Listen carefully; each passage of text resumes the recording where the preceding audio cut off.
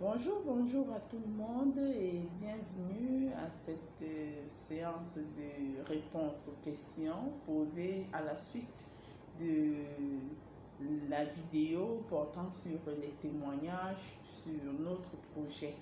Je suis Tirso Bunsoliti pour ceux qui me regardent pour la première fois et je suis porteuse du projet Rereba Adressou dont nous avons déjà parlé plus haut dans la vidéo dont nous avons fait mention.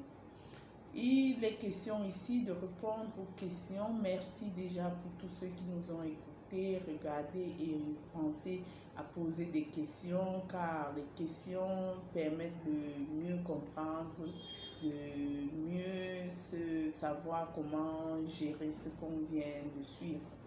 Bien, la première question, nous avons en fait au total 6 questions. La première porte sur l'œuvre intégrale. On m'a demandé, il est question de quoi lorsqu'on parle de l'œuvre intégrale? Il s'agit en fait d'un roman, d'un livre, une histoire complète, ou tout autre livre que l'enfant peut avoir à lire. Et ici, nous voulons que les enfants, dans l'emploi de temps personnel de l'enfant, que l'enfant commence en début d'année d'abord avec les œuvres inscrites au programme scolaire. Quand l'enfant aura fini avec les œuvres inscrites au programme scolaire, il pourra continuer avec d'autres œuvres qui ne sont pas au programme, ou qui sont dans la maison, ou que le parent peut lui en procurer, ou que lui-même peut chercher à trouver dans une bibliothèque pour pouvoir lire. Ceci pourquoi? Parce qu'il a été constaté que de plus en plus nos enfants ne lisent pas. Nos enfants et nous-mêmes d'ailleurs ne lisons pas. Et pourtant dans les livres, il y a de grandes choses, il y a de grandes connaissances à découvrir et à s'en procurer. Pour cette raison, nous voulons que les enfants davantage lisent. Pourquoi encore? Parce que à l'école, ces œuvres sont inscrites au programme, mais dans la plupart des cas, nous constatons qu'au courant de l'année, avant que l'année ne finisse, les élèves avec leurs enseignants n'ont pas parcouru vraiment ces œuvres-là.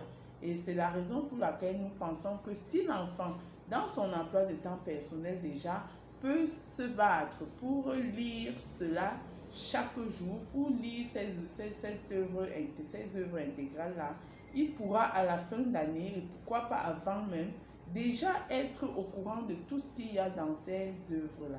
Donc voilà pourquoi nous insistons qu'il y ait un espace pour lire ces livres au programme scolaire. Et si nous nous basons sur les principes d'un grand penseur appelé Alexandre Jardin, nous verrons qu'il nous dit que tout enfant atteint du virus de la lecture est vacciné contre l'échec scolaire. Nous voyons donc là que en lisant et en lisant beaucoup, nos enfants seront exempts des échecs scolaires. Et nous tous, nous savons que notre joie est celle de voir nos enfants réussir et de la plus belle manière. Donc voilà pour la première question. J'espère que j'ai pu répondre à cette question. Et je vais passer à la deuxième question qui voudrait savoir si les leçons, les disciplines à réviser, les leçons des disciplines à réviser chaque jour inscrites dans l'emploi de temps personnel de l'enfant peuvent être directement confiées au répétiteur pour qu'il suive ce programme. Je dirais oui, et je dirais également merci pour cette question qui parle du répétiteur, des répétitions. Vraiment, je vais montrer mon désagrément, je vais montrer combien je ne suis pas à l'aise lorsque le phénomène de mode voudrait que dès lors que l'école a commencé, on n'a même pas encore fait une leçon, les enfants sont déjà avec des répétiteurs. Qu'est-ce que le répétiteur fait avec les enfants à ce moment-là? En fait, il est question de quoi? Le répétiteur a pour travail de combler les lacunes que l'enfant a. Donc, tant que l'enfant n'a pas de lacune, je ne vois pas le rôle d'un répétiteur, puisqu'à l'école déjà, il travaille. Et lorsqu'on regarde bien ce phénomène de mode, le répétiteur devient celui qui vient refaire les leçons que l'enseignant lui a fait en classe. Il devient celui qui vient donner les exercices qu'il va évaluer demain au niveau de l'enfant. Et à la fin, on voit l'enfant avoir de bonnes notes, on se dit que l'enfant maîtrise, alors que si on lui donne un autre exercice qui n'est pas celui qu'il avait traité avant avec le répétiteur, il ne pourra pas trouver. Donc vraiment, faisons attention pour cette histoire de répétiteur. Le répétiteur doit être là pour combler certaines lacunes que nous avons constatées au niveau de notre enfant. Raison pour laquelle nous devons connaître notre enfant, connaître ses besoins, connaître ce dont il a besoin, afin de lui trouver celui qui va vraiment combler ses lacunes. Déjà, si nous suivons notre enfant jour après jour, nous serons capables déjà d'être en rapprochement avec l'école, surtout que notre cahier de comportement nous y aide.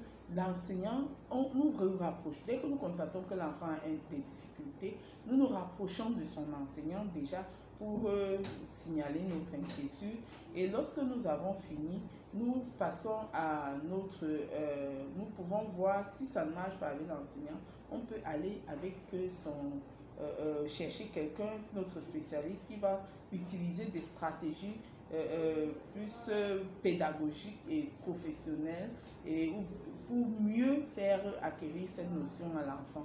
Donc, évitons d'être constamment en train de penser que c'est le répétiteur qui fait réussir. Et c'est la raison pour laquelle nous allons être étonnés de voir que nos enfants ont de grandes notes, malheureusement ne peuvent rien faire.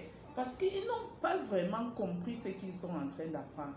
Ils sont là seulement pour remettre, emmagasiner et nous faire, et nous remettre les connaissances qu'ils ont eu à emmagasiner. Or, ce n'est pas le cas. Il faudrait pouvoir utiliser les connaissances qu'on a eu à emmagasiner. Voilà notre objectif majeur lorsque nous envoyons nos enfants à l'école. Bien, si j'ai répondu à cette question, j'espère, et vous allez répondre si jamais ce n'est pas toujours, c'est incompris. Il est également question de savoir, d'avoir des éclaircies sur le rangement des affaires. Oui, nous avons parlé du fait que chaque soir, l'enfant avant d'aller au lit doit ranger ses affaires. Ceci concerne également, nous avons dans la vidéo parlé seulement des affaires scolaires. Or, il est question de penser également qu'il faut ranger sa tenue. Ce n'est pas le matin qu'on prend la tenue et qu'on se met à la repasser. Ce n'est pas le matin qu'on choisit la chaussure qu'on va porter ce jour-là. Ce n'est pas le matin qu'on commence à chercher ses chaussettes. Non, tout ceci est apprêté la veille et déposé. Si bien que le matin, lorsqu'on finit de se laver, on prend directement et on les met et on les porte. Donc, il est question de cela. Donc, il est donc question d'apprêter tout outil qui nous sera utile le lendemain pour pouvoir accomplir nos objectifs du lendemain. Donc, si par exemple, le lendemain, je vais utiliser une machette et que le soir, je constate que je n'ai pas encore de machette et que j'ai la possibilité d'en acheter une le matin, je dois inscrire déjà dans mon programme le matin achat d'une machette, par exemple. Donc, voilà un peu de quoi il est question. Il est également question de faire son programme, comme on l'a dit. Faire son programme signifie déjà prendre connaissance de son emploi de temps du lendemain et puis l'ajuster si nécessaire. L'ajuster pourquoi? Parce qu'il peut y avoir des imprévus. Notre emploi de temps n'est pas un emploi de temps figé où on ne peut pas par moment peut-être le modifier si possible. Donc, il faudrait savoir que demain, j'ai telle chose à faire. Et puis, comme il y a telle autre chose qui vient se greffer à mon programme du lendemain, là, comment vais-je gérer cela? J'insère donc je vois dans quelle mesure insérer cela dans mon programme. Et lorsque je sors le matin, j'ai déjà une idée claire de ce que j'aurai à faire pendant la journée. Donc, voilà pour ce qui est de cela. Il m'a été également posé comme question, ça c'est la 4e question, de savoir le week-end est réservé. Nous avons parlé du fait que le week-end est réservé aux détentes, télévision, cuisine. Lui, il est question en fait, je vais dire que ajouter à ce que nous avons cité dans la vidéo, le week-end doit également être réservé aux travaux champêtres. Il y a des gens qui vont au champ le week-end. Il doit aller, on essaie dans son programme, le week-end, travaux champêtres. Le week-end, commerce, pour ceux qui peuvent donner un coup de main aux parents, par exemple. Donc, travaux champêtres. Et puis, activités commerciales, si possible. Il y a également la lessive que nos enfants devraient apprendre à faire eux-mêmes, hein, parce que nous visons l'autonomie de l'enfant.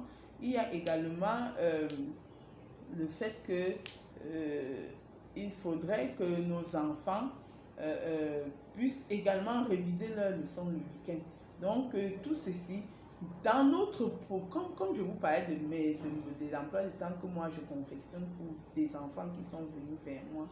Moi, par exemple, je mets la matinée très tôt en matinée du week-end, surtout le samedi, on révise les notions de la semaine qui s'est écoulée.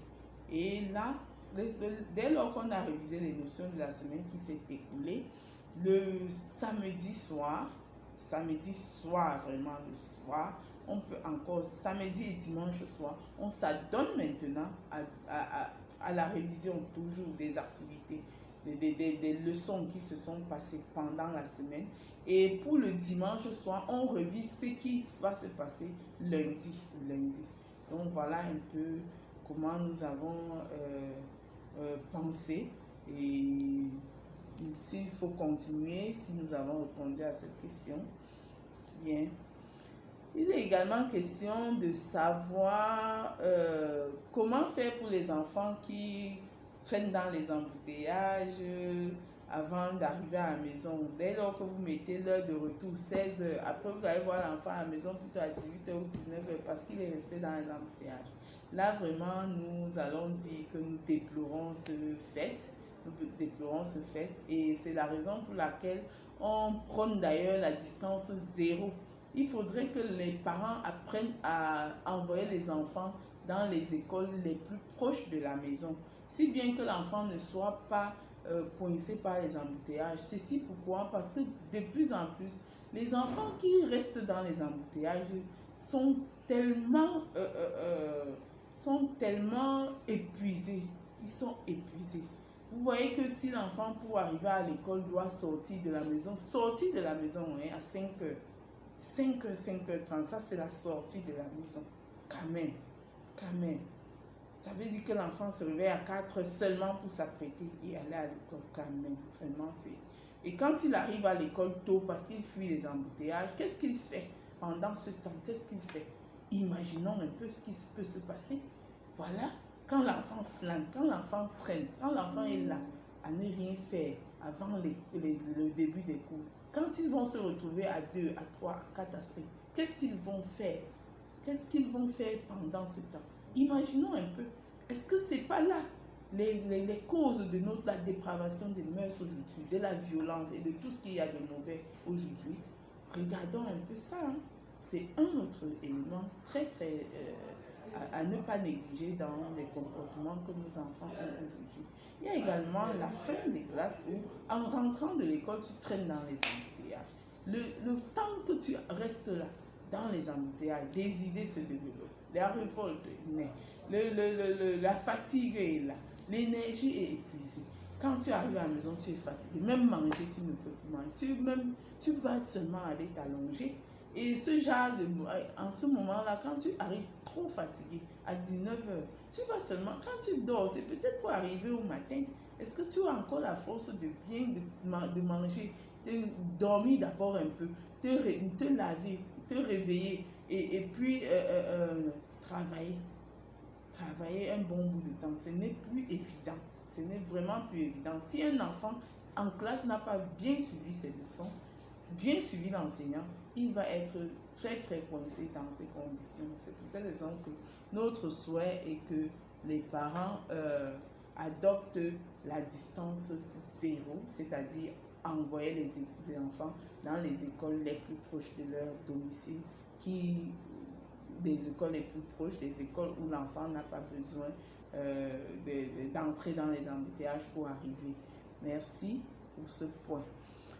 Nous allons également à la dernière question qui est celle de savoir ceux qui nous soutiennent.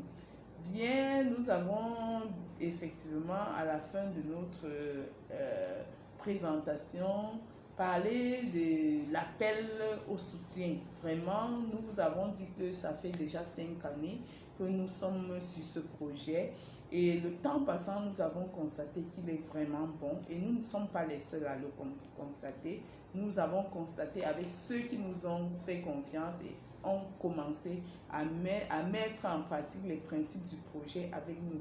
Et nous sommes encore en train, ayant constaté toutes les difficultés que nous rencontrons, des gens ont commencé à nous soutenir, à penser que c'est un projet à soutenir, c'est un bon projet et d'ailleurs nous leur disons déjà grand merci pour le soutien qu'ils nous ont déjà accordé jusqu'à ce jour. Si nous avons dit merci, on a toujours entendu dire qui dit merci demande davantage, surtout que nous sommes encore en difficulté, nous sommes toujours en difficulté parce que nous visons vraiment grand. Nous visons grand et nous voulons vraiment atteindre ce niveau où nous serons dans une société où il va régner plus d'harmonie, où il y aura travail, où il n'y aura pas chômage, où il y aura bien-être, où il y aura joie, où il y aura moins d'insécurité, il y aura moins de vols, il y aura en fait, nous serons plus confiants à vivre dans cette société. Donc voilà notre objectif et les moyens que nous voulons mettre en jeu pour y atteindre, nous sommes encore à court de moyens et tendons encore la main pour attendre toujours de vous.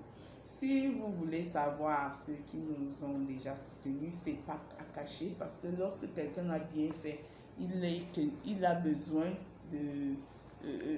c'est normal que ce soit connu. Nous avons d'abord la radio Balafon, nous avons l'école Prikini qui abrite nos activités de vacances. Il y a de cela déjà 3 sessions de vacances, d'activités de vacances. Nous avons également l'école Saint-Gérard annexe de Deido également, qui depuis le début, c'est elle qui nous a d'abord cédé l'espace pour entretenir les parents lors de nos entretiens avec les parents. Elle nous a d'ailleurs également cédé l'espace il y a de cela quelques mois pour les activités de vacances. Malheureusement, nous n'avons pas enregistré d'enfants pour pouvoir travailler pendant les vacances dans ce site-là.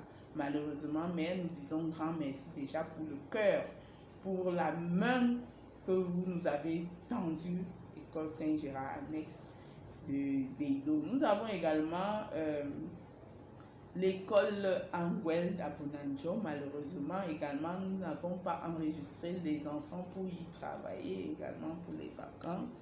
Et nous avons la délégation régionale de la jeunesse et éducation civique pour le littoral qui nous soutient dans ce projet.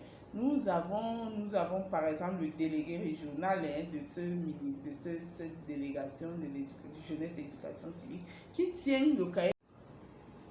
Ok, je disais donc que le délégué régional de la jeunesse et de l'éducation civique, dès lors qu'il a trouvé que le projet était bon, dès lors qu'il a été mis au courant du projet et qu'il a trouvé que le projet était bon, a tout simplement pris le projet à cœur et dans la plupart du temps, quand on le voyait, il tenait le cahier de comportement que voici.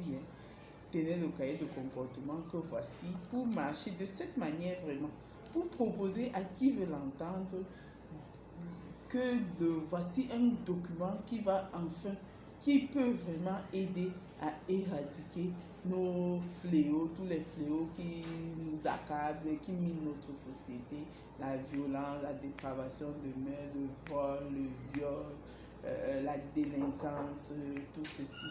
Donc voilà un peu que nous avons voulu bien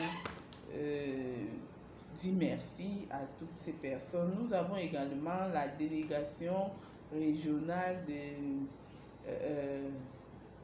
des affaires sociales qui également a pris à cœur le projet, qui nous soutient également.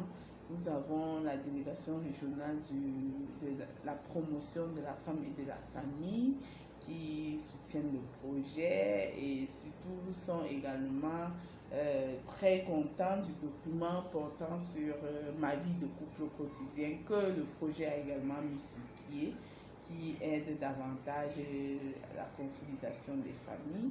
Nous avons des particuliers qui se sont levés pour dire ça c'est bien, nous te soutenons, nous soutenons ce projet, Madame Maison. Nous avons également la société Élégance Pressing qui a également pris à cœur le projet et qui soutient nos activités dès lors que nous leur faisons appel. Nous avons également cette société qui est la société Litocol qui est située dans le littoral, qui fait la promotion de Cercol gris, qui est un ciment colle de qualité, excellent pour sol, mur intérieur et extérieur, pour les villas, pour les duplex et j'en passe, qui a déjà 30 ans d'expérience et qui dans son paquet, son sac de 25 kg, a une surprise à l'intérieur comme c'est écrit sur la publicité. Là, vous pouvez faire une capture d'écran pour avoir les informations nécessaires pour pouvoir contacter cette société. Nous avons également la société Migé qui est un centre de formation des métiers industriels et de gestion d'entreprise, filière où on apprend la menuiserie métallique, la menuiserie aluminium dont la rentrée a eu lieu en octobre dernier, et la société Somaluba qui est une société de menuiserie aluminium et bâtiment où on fait de la menuiserie d'aluminium, grille de protection, du fer forgé, des faux plafonds, des murs rideaux, des ouvrages divers. Et là, ils prennent le professionnalisme à votre service. Et là, si vous êtes intéressé, et nous voulons d'ailleurs que vous vous y intéressez, une capture d'écran vous permet d'avoir les contacts pour pouvoir mieux les rejoindre. Nous avons également la société Cerveau qui est un établissement qui s'occupe de l'installation clé à main des pressings et il est également distributeur, installateur de pressing et désormais il est plus proche de nous parce que nous avons ces agences à Yaoundé, Damas, face à Freeland First Bank. Nous avons Arsloub Bepanda au rez-de-chaussée Hôtel Magouka et à Village, entrée B à côté de Trésor Voyage. Et cette entreprise s'occupe également, met également à la disposition du public des produits de pressing et pièces de rechange de machines, des produits même également qui nous aident à faire le lavage à la maison et de la bonne manière que j'ai découvert là-bas. Et nous vous convions à y aller faire un tour pour vous en procurer. Et désormais, nos tissus qui perdent de couleur, nous pouvons y trouver des produits qui aident à maintenir les couleurs sur nos tissus. Là, vous pourrez faire une capture d'écran également pour avoir tous les contacts nécessaires pour pouvoir joindre cet établissement. Et là, nous vous convions de ce fait à aller faire vos achats dans ces différentes entreprises qui nous soutiennent pour qu'ils continuent, pour qu'ils aient davantage les moyens à continuer à nous soutenir. Si vous y allez, vous aurez en quelque sorte soutenu le projet. Si vous n'y allez pas et que vous pensez également faire un geste d'une autre façon pour soutenir le projet, nous avons les bras ouverts et nous attendons, nous continuons à attendre ceux qui vont nous aider à finalement réaliser notre projet, comme nous l'avons dit au début, à pouvoir atteindre cette société de rêve, parce que nous tous, nous rêvons vivre dans un environnement où il y a de la joie, il y a de l'harmonie, il y a le bien-être, et nous vous y appelons, nous vous convions à la sensibilisation, à pouvoir vulgariser le projet. Merci bien. Nous avons également comme soutien la MUPECI, qui est une microfinance. Nous avons également le supermarché Carrefour Market. Nous avons également la société Soticam. Nous avons également le manège African Park situé aux environs du Carrefour Market. Merci à tout ce beau monde et merci encore.